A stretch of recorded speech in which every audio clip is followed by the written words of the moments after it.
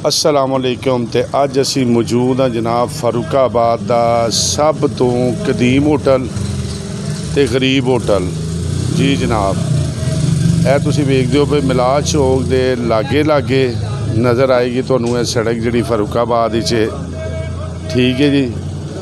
ये नाल बशीर होटल फारूकाबाद का सब तो कदीम होटल। तो अज मैं अपने वेखण वालिਆਂ ਨੂੰ दसना सी कि इस होटल का जनाब शहर दे विच सब तो कदीम होटल है और इस बंदे दी सब तो वड्डी सिफत है कि गालां बड़ियां कड्डदा है। तो उस तो अलावा जनाबे अली तुहाडे कोल 100 रुपया, तुहाडे कोल 150 रुपया, तुहाडे कोल 200 रुपया तो तुसी इस होटल ते आ सकते हो, लेकिन यदि गालां तो परेशान नहीं होना। आ सकते हो, रोटी खा सकते हो और जो भी इनू दोगे वो ये जनाब तुहाडे कोलों रख लेगा। आओ जी, आओ आओ आओ, अजे सफाई हो रही है जी। लो जी, गाल नहीं करनी। बाबा जी की हाल है? बाबा जी दसो ना, बाबा जी दसो की हो गया, की ना अपना ते कदों दा होटल बनाया? 50 साल हो गए। 50 साल हो गए ने। यह बाबा बशीर है जी। तो 50 साल इनू होटल बनाए नू हो गए ने। तो बाबा जी की सब्जी बनाते हो? जो कुछ लोग खाते ने। लोग जो कुछ खाते हैं की खाते हैं लोग? सब्जी दाल।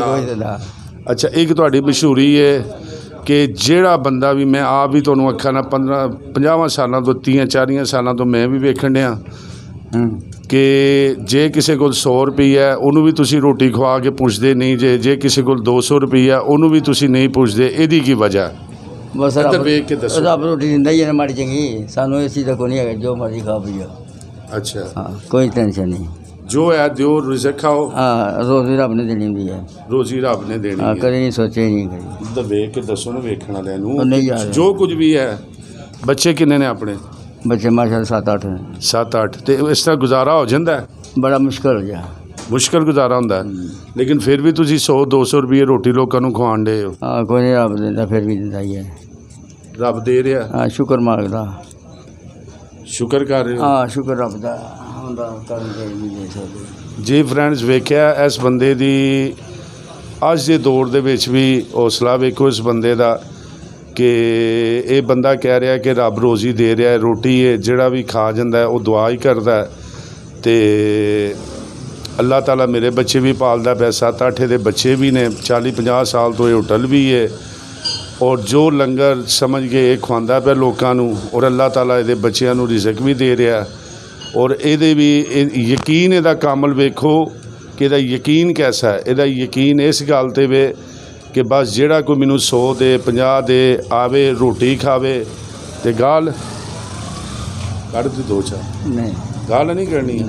ए वैसे गालां बड़ियां कढ़दा जे, अज हुण तुहाडी वजह तो गालां नहीं कढ़दा पिया। अगर 1-2 गालां कढ़े तो वह भी इहदियां गालां प्यार वाली होंदियां।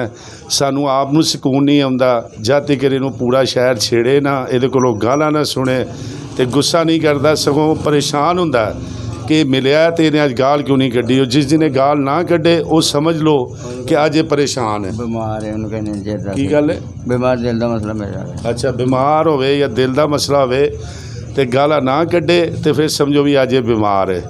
तो एक दफ़ा इनू ज़रूर चेक करो। अगर फारूकाबाद मकामी लोग जानते हो, बशीर इहदा नाम है, मियाँ बशीर।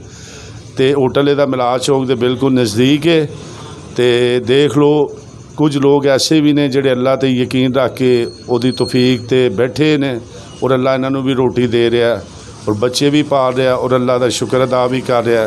उम्मीद है मेरी अज की वीडियो तुहानूं ज़रूर पसंद आई होएगी। मिलने हैं नवी वीडियो के नाल। अस्सलाम वालेकुम।